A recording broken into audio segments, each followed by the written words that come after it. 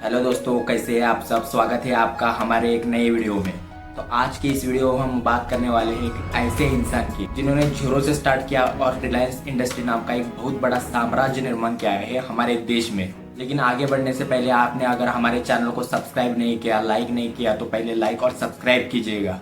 आज हम बात कर रहे हैं हमारे देश के एक बड़ी हस्ती के बारे में जिनका नाम था धीरूभाई अंबानी। उनका पूरा नाम था धीरजलाल हीरालाल अंबानी, लेकिन प्यार से उनको सब लोग धीरू भाई के नाम से जानते थे। उनका जन्म 28 दिसंबर 1932 में गुजरात के चोरवाड़ में हुआ था। वो एक सामान्य परिवार से थे, मतलब उनके जो पिताजी थे वो शिक्षक थे।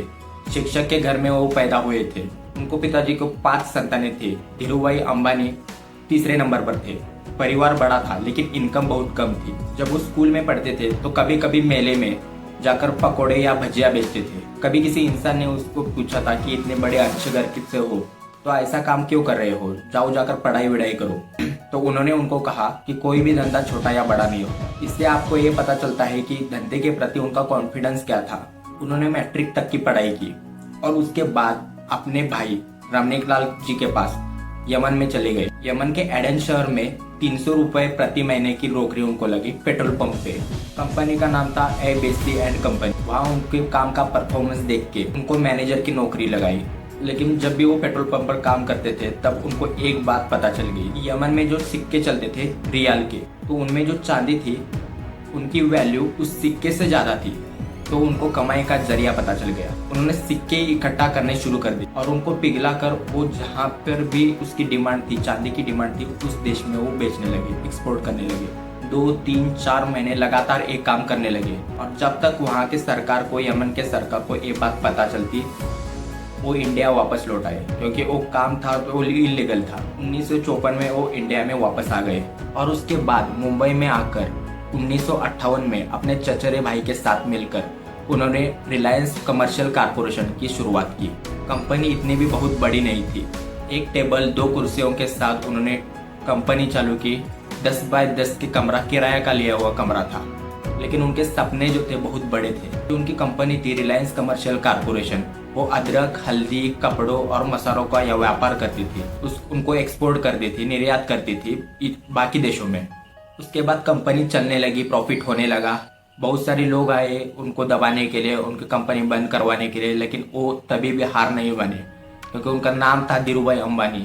उसके बाद वो काम करते चले गए, मेहनत करते चले गए, स्ट्रगल करते चले गए। उसके बाद 1966 में रिलायंस टेक्सटाइल इंडस्ट्री का निर्माण हुआ।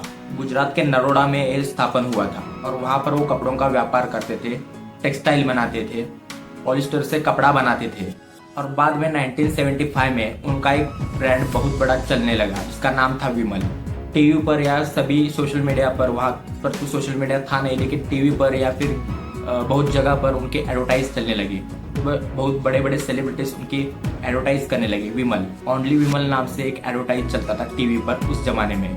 तो उस वक्त उनका विमल नाम का कपड़ों का ब्रांड बहुत फेमस था। 1985 आते आते वक्त उनके कंपनी के एसेट 1000 करोड़ पार कर चुके थे। 1986 आते आते पातालगंगा में पॉलिस्टर फाइबर की शुरुआत हुई। 1988 आते आते तक उनके कंपनी का सेल्स 1000 करोड़ पार कर चुका था। अब वो कंपनी बड़े लेवल तक पहुंच जा चुकी थी। लेकिन धीरूभाई अंबानी को ये बहुत छोटा सा लग रहा था। उनको अभी भी लग रहा था कि ये बस शुरुआत है, अभी तो पूरा आसमान बाकी है। 1987 में रिलायंस पेट्रोलियम की स्थापना हुई। 1993 आते आते वक्त बीएसई और एनएसई शेयर मार्केट में उनके कंपनी का नाम दर्ज हुआ। लोग इसमें इन्वेस्ट करते चले गए और उनको प्रॉफिट में मिलने लगा था। 1996 में उन्होंने रिलायंस इंफोकॉम की स्थापना की, जिनको आज जियो के नाम से जानते हैं। 1998 आते आते उन्होंने हाजिरा और जामनगर में एक बड़ी रिफाइनरी स्थापन की थी, जो कि दुनिया में से बड़ी रिफाइनरी में से एक थी। वो हर समय बड़ा सोचते थे, जल्दी सोचते थे और बहुत आगे की सोचते थे, इसलिए वो इस मुकाम तक पहुंच चुके थे। अगर कोई भी बिजनेस भारत में बड़ा करना है, बड़े पैमाने तक उसको ले जाना है, तो वह यहाँ के पॉलिटिकल पार्टी से अच्छे संबंध बनाने पड़ते हैं। लेकिन धीरूभाई अंबानी ने वो किया। उनके बाकी लोगों से संबंध बहुत अच्छे से थे। उसका उनको उनके धंधे में बहुत ज़्यादा फायदा हुआ। लेकिन 24 जून 2002 को उनको दिल का दौरा पड़ा और उनको मुंबई के ब्रीच कैंडी अस्पताल में एडमिट किया गया। 6 जुलाई 2002 को उनकी 69 की एज में उनकी डेथ हो गई। लेकिन जाते जाते वो 75,000 करोड़ की अपनी प्रॉपर्टी यहाँ छोड़ गए, और सिर्फ प्रॉपर्टी ही नहीं, एक सोच छोड़ कर गए थे। अब जब उनकी डेथ हो गई तब वो दुनिया के 138वें सबसे अमीर इंसान थे। आज बहुत बड़े लोगों का सपना है उनके जैसे बनने का। बहुत सारे लोग उनसे प्रेरणा लेते हैं।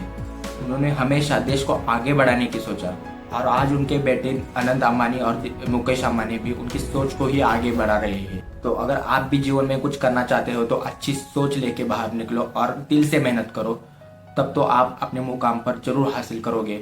जय हिंद, जय भारत। बने रहे इस चैनल के साथ।